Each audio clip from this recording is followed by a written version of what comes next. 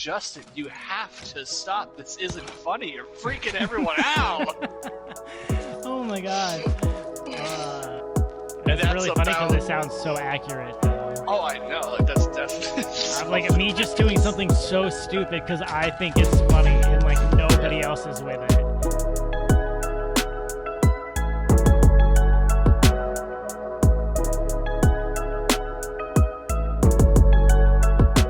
And here we are. Welcome to Oatmeal Brains, where the only information that matters is my opinion. You said you had some stuff to talk about. Do you want to start or do you want me to start? You can start. In Ireland, Subway bread is not considered bread due to the amount of sugar that's in it.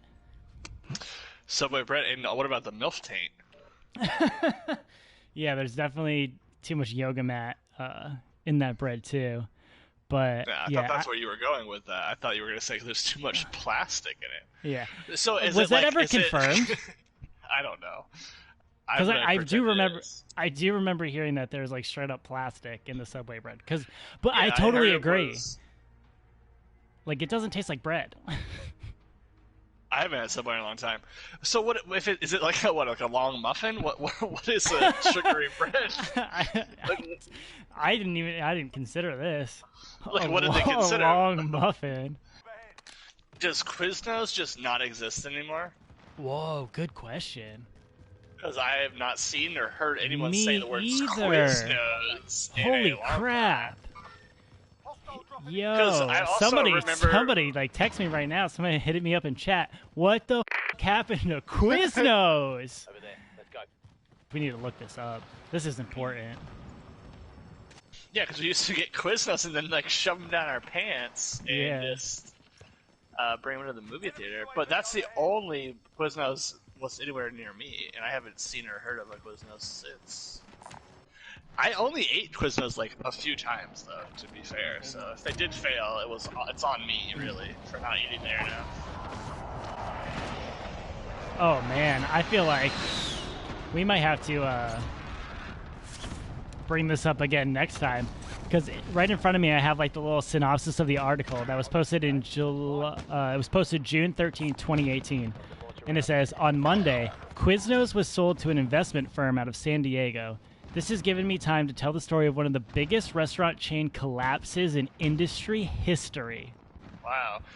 So, but is it completely gone? Or is it just seriously failing? I don't know. Or is it like white? I'll have to go to like Google Maps, I guess. The nearest Quiznos location. Yeah. I think we're gonna have to go back to the Subway Quiznos conversation next time. Quiznos Revisited next week. On Hulu, the new Addams Family movie is on there. Like the animated one? Yeah. I've not seen it. I wouldn't recommend it, to be honest. But it unlocked this memory in me of the Addams Family Super Nintendo game. Oh my god. Right? Dude, that game was absolutely impossible. I still have it, and I still try to play it every now and again. It's like if anybody out there knows anything about that game and knows how to like win any of the levels, please let me know, because that game has literally been like the bane of my existence. Can you stream Super Nintendo games? Because I'll stream that. Me trying to win fucking Addams Family. That game is so hard. Well, it's funny too because Marcus has been hell-bent on beating the Aladdin game for like the Sega or whatever, and he's always talking about how hard it is, and it's just like how games used to be. And I don't think there's a save either. Yeah, no, there absolutely was not, or else that game wouldn't have been nearly as hard, because you'd have to beat like a certain amount of levels just to get to the level you lost on, and like that's because also most of those games were only a few levels long. Like there would only be like 12 levels. And then, yeah, all the other games just had codes, and that was the save points. Because, yeah, I guess, like, Super Mario World saved, but for the most part, I don't remember any of my Super Nintendo games being able to save. It was either you had to type in a code and it would like jump you to a level, or it just like straight up didn't exist, like the Addams Family game. But you know, I love Super Mario World, but probably best game ever, hands down.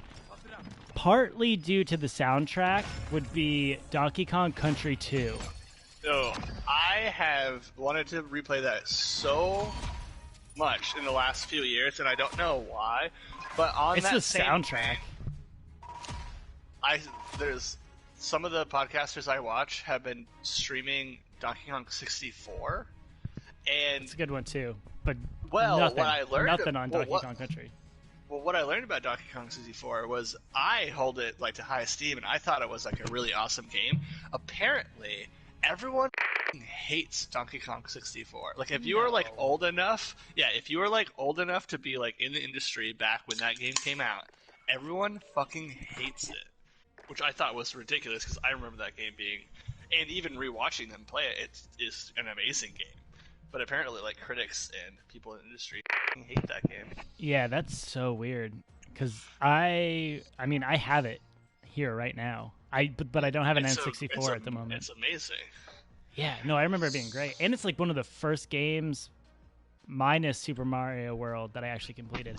I came so close to finishing all the secret levels of Super Mario World, and then because like I did that, you know, like when I was 24, like I think Super Nintendo came out like the year I was born, so I think Super Nintendo started in 91. So like when I was 24, my system was 24 years old, or whatever, whenever we got it.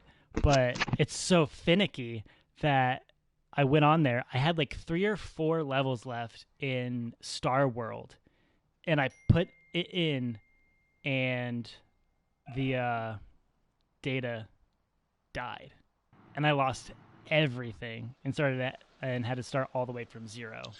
Oh yeah, chat said that the Super Nintendo dropped November 21st, 1990. So that was a year before I was born. Why were we were so late on everything?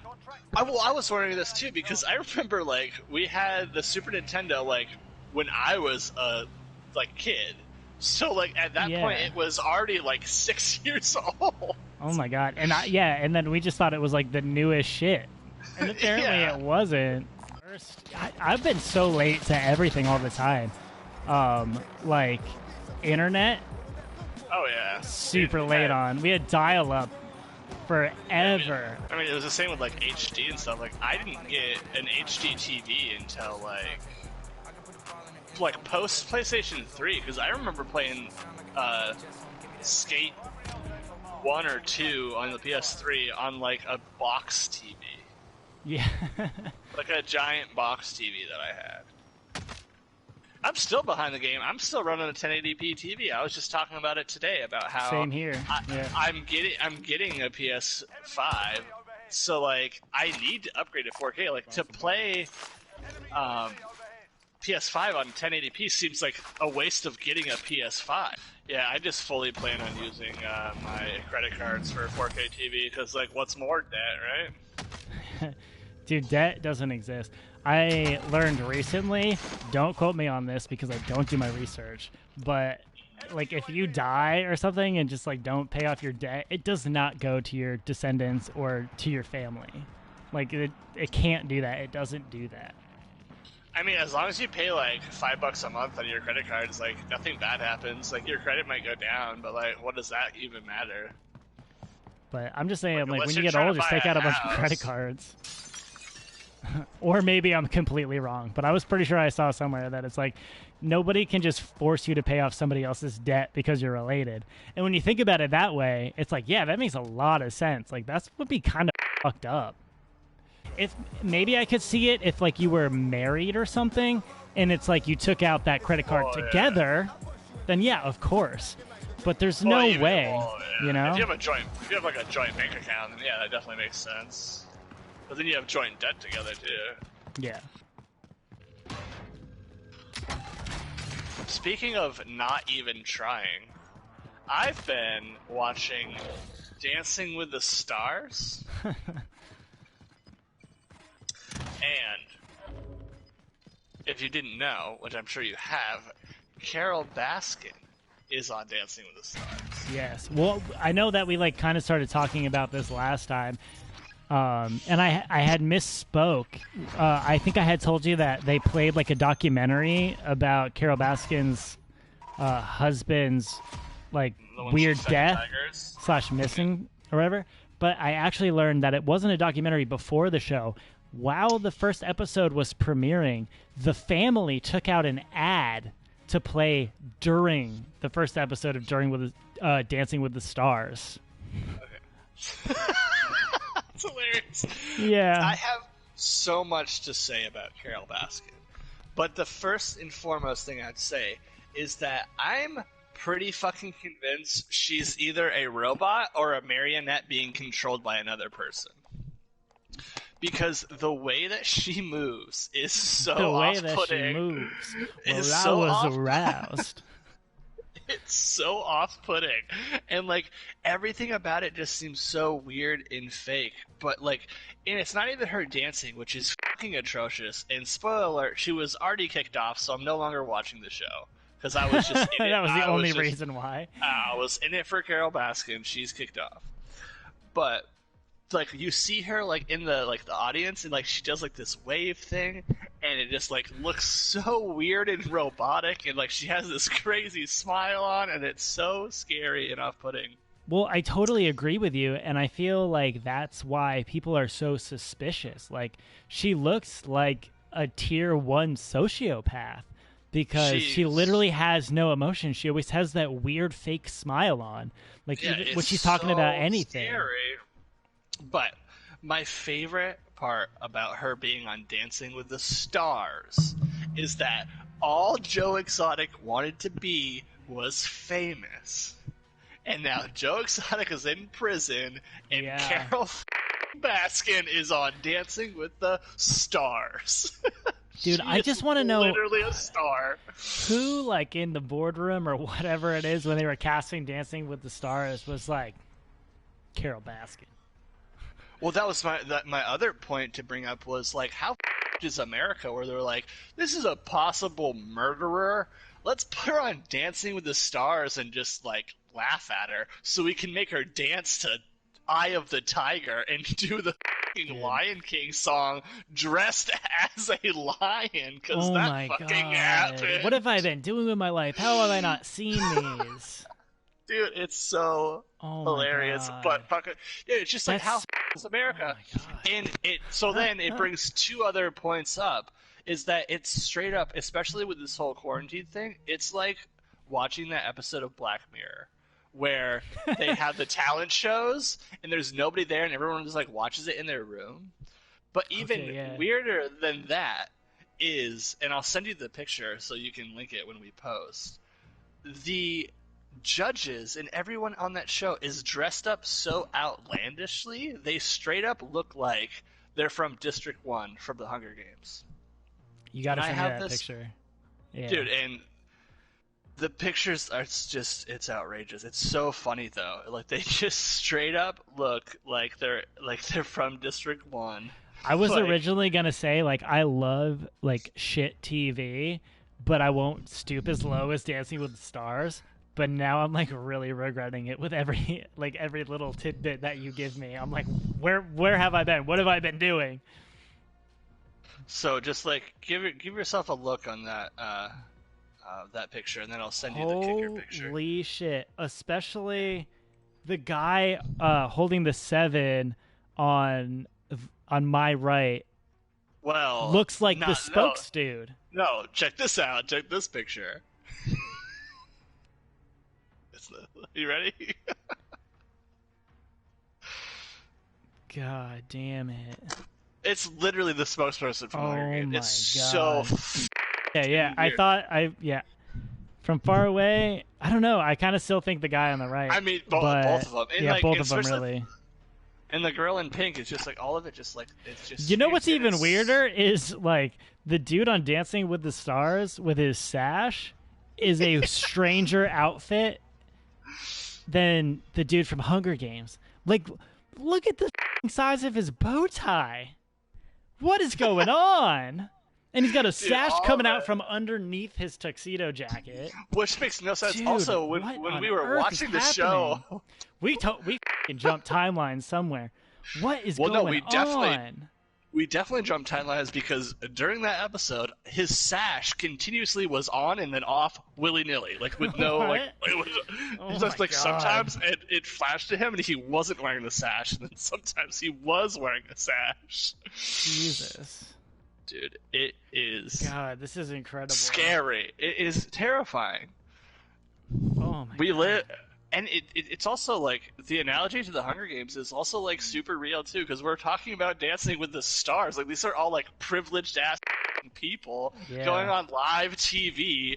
Like, it's outrageous. Oh, my God, no, this is, like, really pertinent. Like, while the rest of us are out here out of a job, starving, like, trying to pay our electric bills. And then, these people are out here wearing sashes underneath tuxedo jackets, just, like, judging celebrities dance. Yeah. And then holy shit, dude. What is happening? Where are we? Oh, my God. I'm having a panic attack, I think. Dude, it's fucking scary. Oh, my God. We are devolving as people. All right, so... I want to start by just saying the headline of this article, and you'll understand why it grabbed my attention. And then I'll send you the article so you can decide to, like, delve into it or not. I certainly didn't because I don't really care about baseball, and I, like, kind of read some of, like, the, you know, topics or whatever, like, the standout points about it, and I still don't understand it. But here we go. The headline of this article is... No gay slurs used by MLB players on field for first time since 2016. Can you cut out a bit? Can you reread that title? Yes. No gay slurs used by MLB players on field for first time since 2016. The subtext. Major League Baseball enters its playoffs after the first season since 2016 where there were no recorded gay slurs uttered by a player. So what the is going on in baseball? They're just, like, dropping F-bombs, like, I don't know. Time. I don't understand how this is the first time hearing about it. Like, I was hoping one of you were, like, a baseball fan. Like, does this happen often, and how is it not talked about? What? I want to know. Like, what are they out there saying? Like, they I want can't. to know who's keeping track. There's, like, a guy who watches watches the baseball and like, oh, he did it again. He said the word again. God damn it! like they were so happy they got to the playoffs and nobody dropped an F-bomb. Well, the other caveat to this is that the entire season was cut short because of COVID. So I think there was still supposed to be like another 30 games before they called it. So it's no gay slurs were uttered this season with an asterisk next to it, not a full season. So no, there's two. So it's not that they weren't uttered; it was no recorded. Oh yes, right. Which again throws me off. Like because I don't watch baseball. Like when you're watching baseball, like are the players like mic'd? And they're just like saying crazy hate, spitting out hate all game long, or what? Dude, I couldn't tell you because I've never heard of this. I don't think I've ever watched a baseball game in my life. I'm gonna go out. I don't know. I've watched baseball games, but I've never noticed that.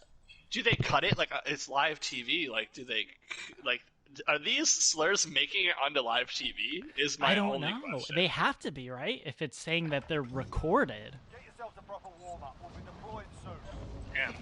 I'm just, I was so taken aback. Not like baseball. I don't know. There was another reason to not like baseball. There you go. I was trying to like figure it out too, and I like kind of like read into it on some other things, and apparently there are none and have never been any gay baseball players. There definitely are. I don't know. That's what I read. I mean, I'm sure you're right, but maybe it was like, are they openly gay? Yeah, it's a don't ask, don't tell situation. Right, yeah. Is it like the military where it's like, you can be, just don't tell me about it? Or what? Yeah, baseball dude, I know. as a culture is homophobic. I mean, it sounds that way, but how is this the first I'm hearing about it? And like... Yeah, I don't know. And I feel like they were like a more progressive one, or maybe not. Maybe they were less progressive. Not. Well, because I'm just thinking like you hear about like them introducing like black players into the game of baseball, but maybe you only hear about that because it was so like closed-minded that when it happened it was big news rather than them being like the first or just being open to it from the start. I don't know. No, Again, I don't look into things and I don't know about it. I think it's the latter. I think it was like they were so exclusively not allowing black players, and that once they did, it was a big deal. Because wasn't like the White Sox all about having black players and stuff? I don't know what I'm talking about. So I know. That's why I was kind of hoping Travis was more of a baseball person because I just don't do sports. Oh yeah, Meat Bricks got us and says that U.S. baseball commentator was recently suspended because he called the situation. I don't know how to word this. Can I just say it, or probably I shouldn't? Is it okay? I mean, if I repeat what they said?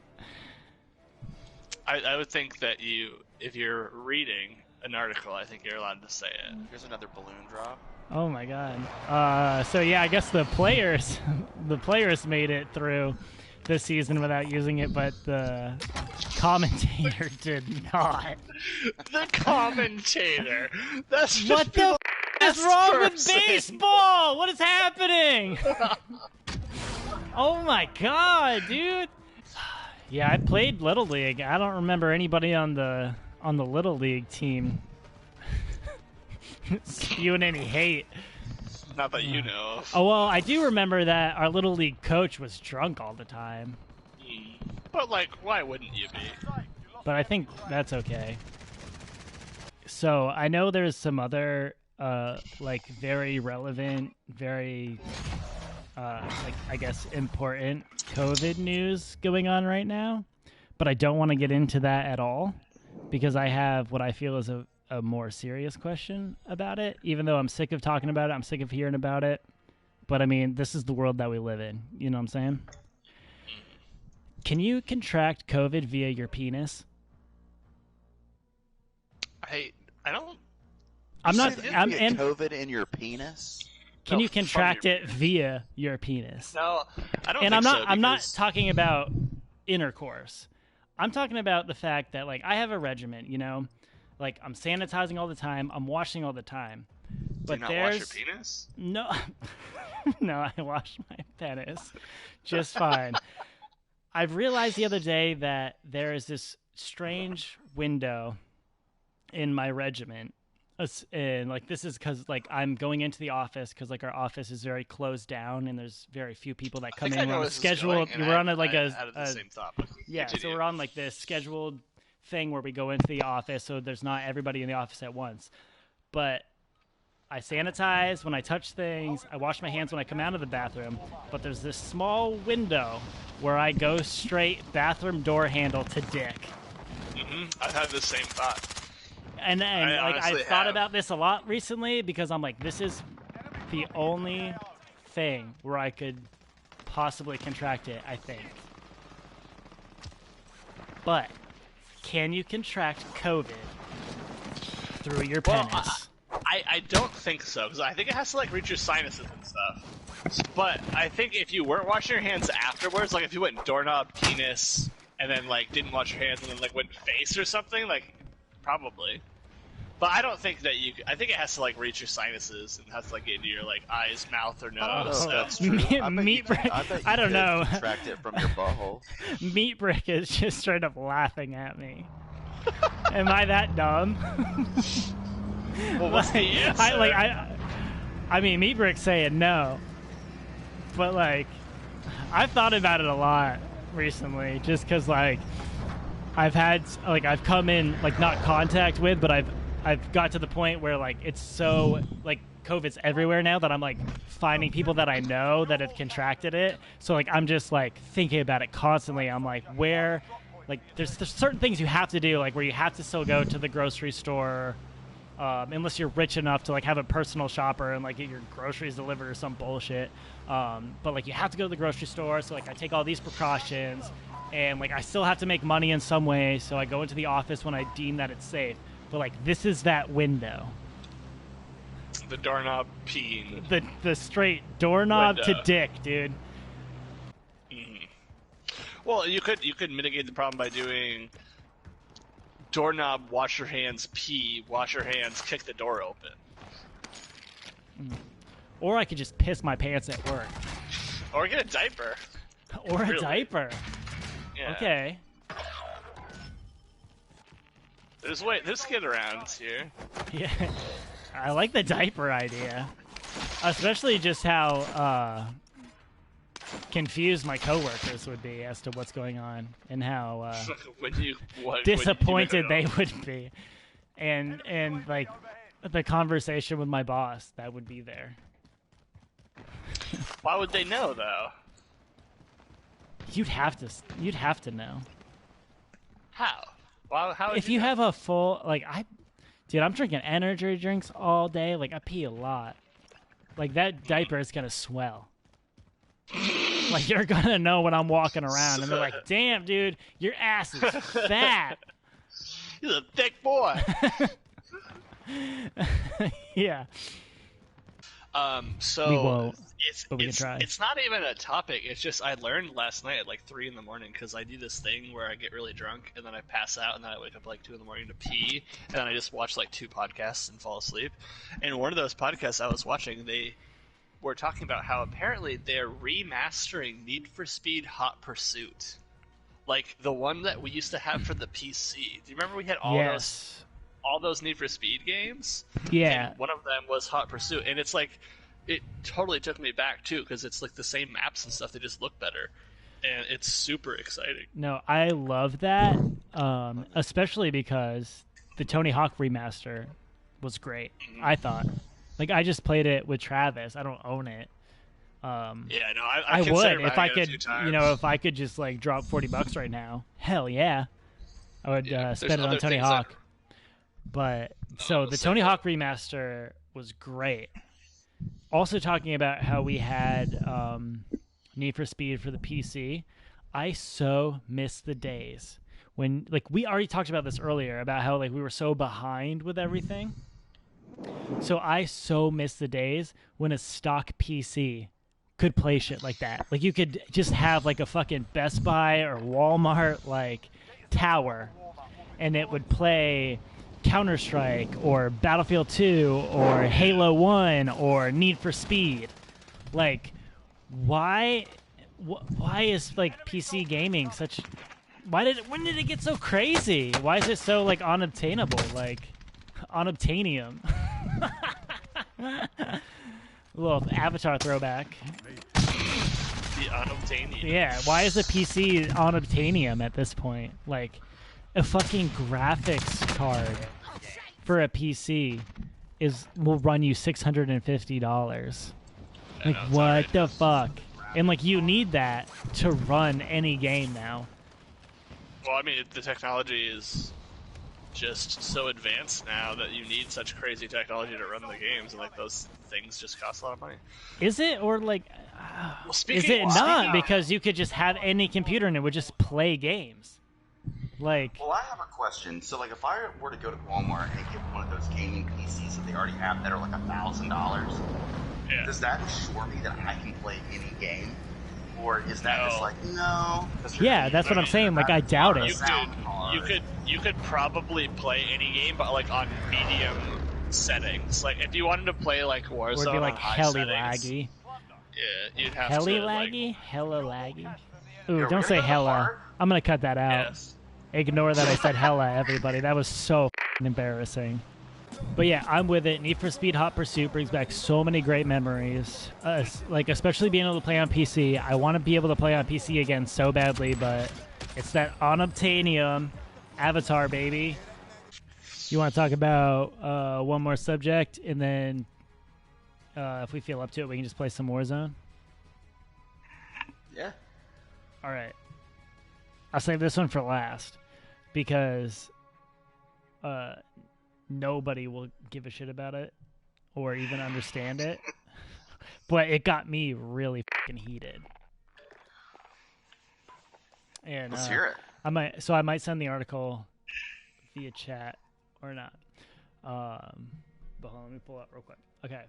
So the headline that I read was "Man injured by stage dive receives $2 million settlement." So this is this is multi-tiered. I have a lot of questions about it, and I'm not exactly sure how I'm gonna like layer it for everybody, because there's layers, man. But I'm gonna try my best to do it on the spot. I should have thought about it more, but that's not the point. So here we go. A New Hampshire man suffered serious injuries during a 2017 hardcore and punk music festival has reached a $2 million settlement with the concert's organizers. He was injured when a stage diver landed on his head, causing significant spinal injuries, but were temporary. So significant temporary. Yeah. So yeah. Does it say what kind of music festival? Like what the festival was? The bands. So the bands. It gets even worse. This is what I'm saying. It's multi-tiered. It was a benefit concert. Sorry, it was a benefit concert for Late Vision frontman Dave Franklin, and featured performances by Agnostic Front, Sheer Terror, H2O, and Killing Time. Sounds like a good show. So this dude got hurt at a hardcore show and sued a benefit concert for $2 million. Oh my god. So first off, how just is that? Well, yeah, that's super. But I mean, like, first of all, I feel like there should go without saying, like, if you go to a hardcore show and you're in the pit or you're even in like the crowd, like the front of it, like, there's a slight risk there. Maybe not temporary spinal injury, but if it wasn't even like a thing that lasted forever, like, I don't even see his claim here. Yeah. So I mean, that was my first question. Is like, because like you guys understand, like anybody else listening, some do, some don't. It's like hardcore punk shows get physical. I'm not saying that it's right for anybody to get hurt, but like there is this level of where like it's expected. Yeah, it's like, no, I have scars on my lip. I have thousands of dollars in medical bills from going to shows, but I would never ever dream of suing somebody over it. Well, does it go into the injuries that this person had, or no? Also, you said the settlement was $2 million. Is that correct? Yeah. What kind of like hospital bills would even be close to that? Like, right. I know hospitals are fucking ridiculous. I mean, I have a knee injury that cost me like a few grand from a hardcore show. Right. Yeah. I still deal with today, but like millions of dollars? No. So like that was my first question, was just like, what do you guys think about like getting hurt at a hardcore show, and like me knowing that like you shouldn't ever be unsafe at a show, you shouldn't like get hurt, but it's like I said, like I had thousands of dollars in medical bills, I have stitches in my lip that left a scar, I've watched people lose, like friends lose teeth, I've had somebody jumped on at a hardcore show and they blacked out and they woke up. I don't even understand how somebody lands on you from stage diving and gives like you a spinal injury. Like compressed your spine, or like slipped a disc or something. But what's really confusing to me is like I could almost see suing for the medical expenses, but like to get to that amount of $2 million seems crazy. Well, no. I think the other thing is I have two things. The first thing is, why would you sue the venue or like the concert or whatever? When you they sued the promoter. Okay. Other than that, that really comes to mind that there was a show that we played in Jacksonville, and it was at like an auto shop, and the promoter was like 17, and he had everyone sign a waiver that said, been to shows that have waivers. If you get hurt, you can't sue this place. So maybe that should be like the norm. But but then like again, if you buy a ticket online, it almost makes it seem like it's promoting violence. Like, hey, you are probably going to get f***ed up. So I've definitely been to like my fair share of hardcore shows, and there's some shows that are totally fine, and then some that get like a little bit too much and scary. But it's you can if you're smart, you can see the situation and you can remove yourself from it, right? Like that's what any like intelligent being would do.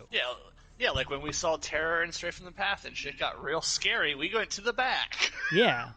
You know, like I get it. Like I've aged out of that and I'm not even that old, but like I understand like, you know, I can move to the front if I want and I know what's in store for me, or I can hang at the bar with the other old people and have fun. Like I don't know. I wanted to start with that because it is like this weird thing where it's like you shouldn't be heard at a show. It shouldn't be expected, but at the same time, it is expected.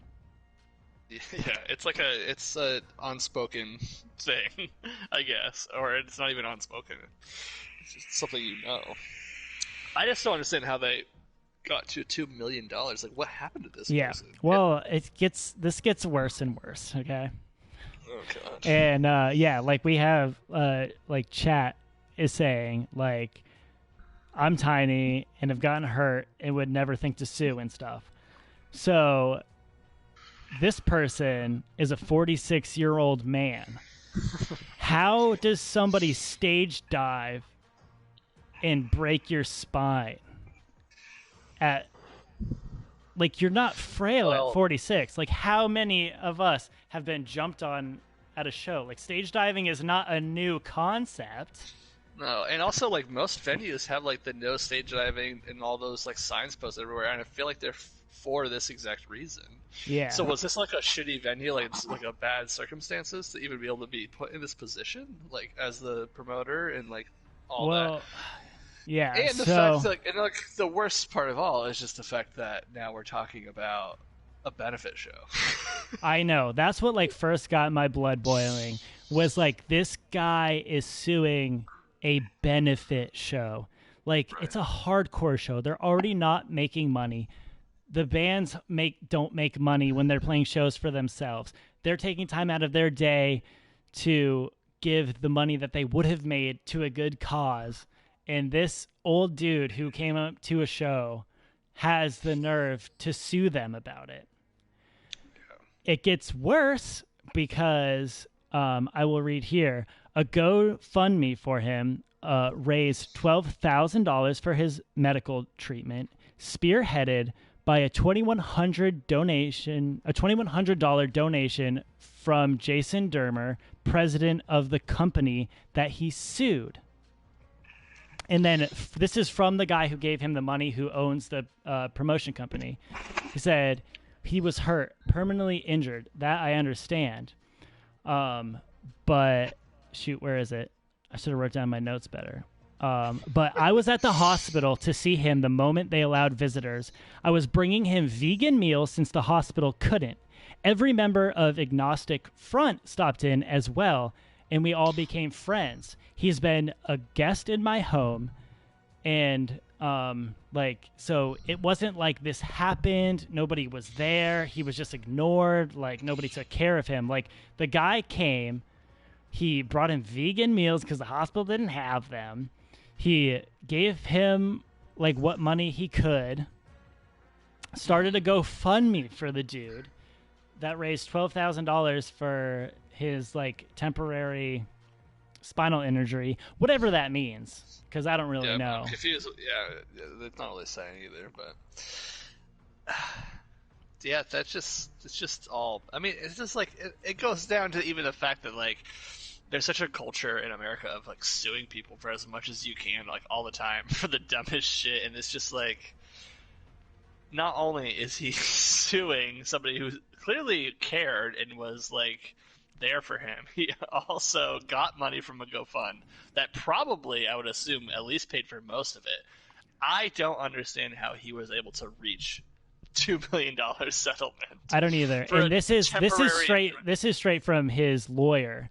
It says, speaking on the person who landed on the dude, it said, this individual walked right past security, climbed on the stage, pointed, and then corkscrewed his body over the band's lead singer, flipping directly onto the injured person's head. He fell to the floor and was temporarily paralyzed. Interesting. I mean, I'm also, so like, total, I guess not to your point, but I've always been of the mind that people who crowd kill and people who go into the pit and like kick young girls in the face and stuff are the worst kind of people. And but this isn't crowd killing. This isn't a little girl. This is a grown man. And are you ready for it to get worse? No, but okay. The lawsuit plaintiff, age 46, and a police officer. God damn it. Well, that's all you needed to say. That's exactly...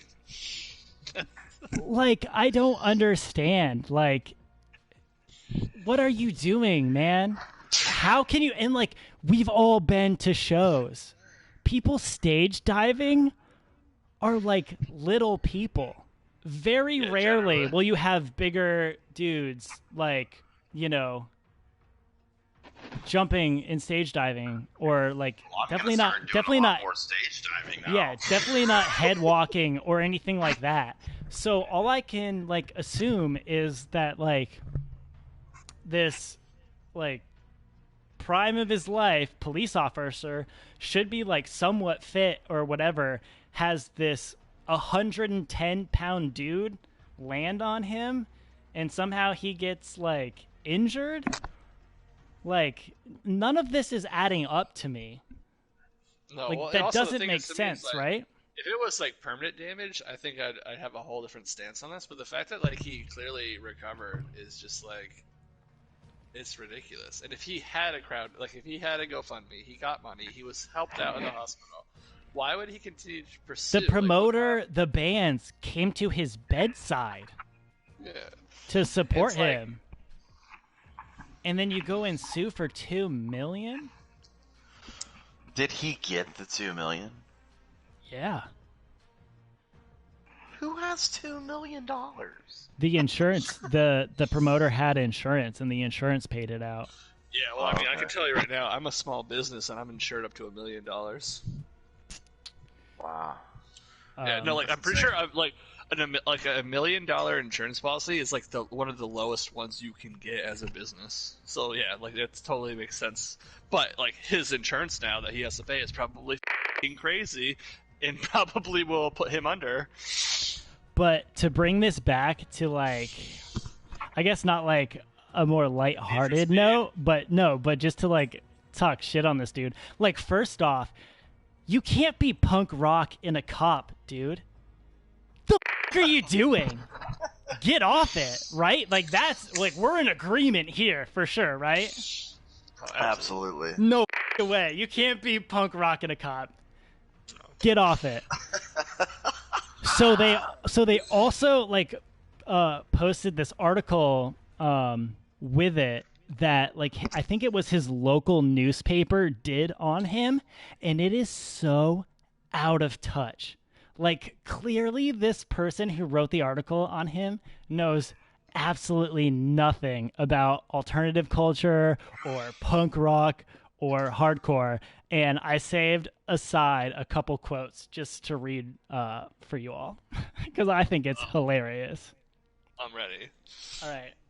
This is how it opens. All right, here we go.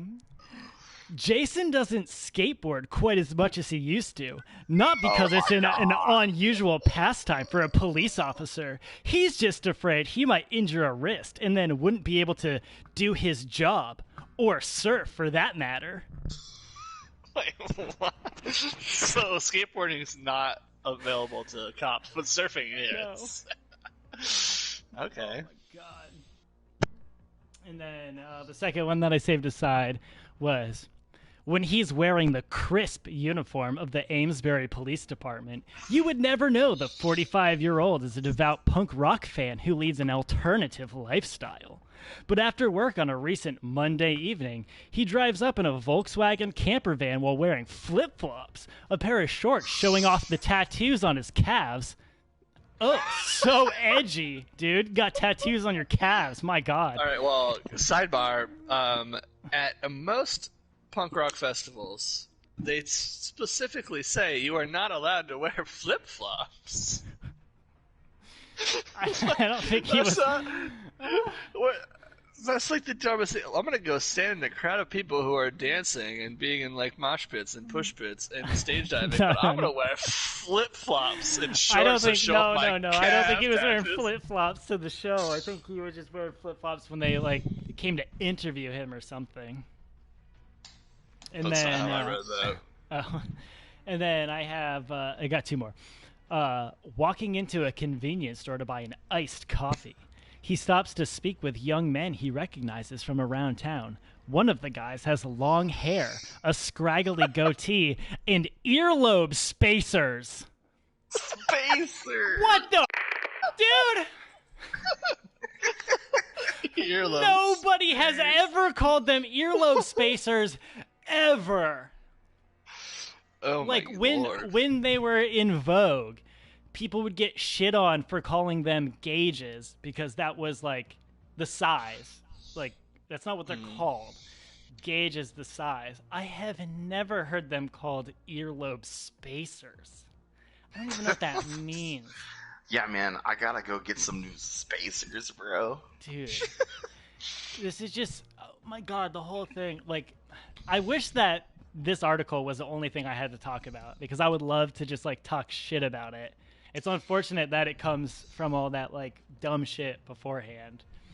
But then the last quote from the article I have is a direct quote from him, and it's terrible.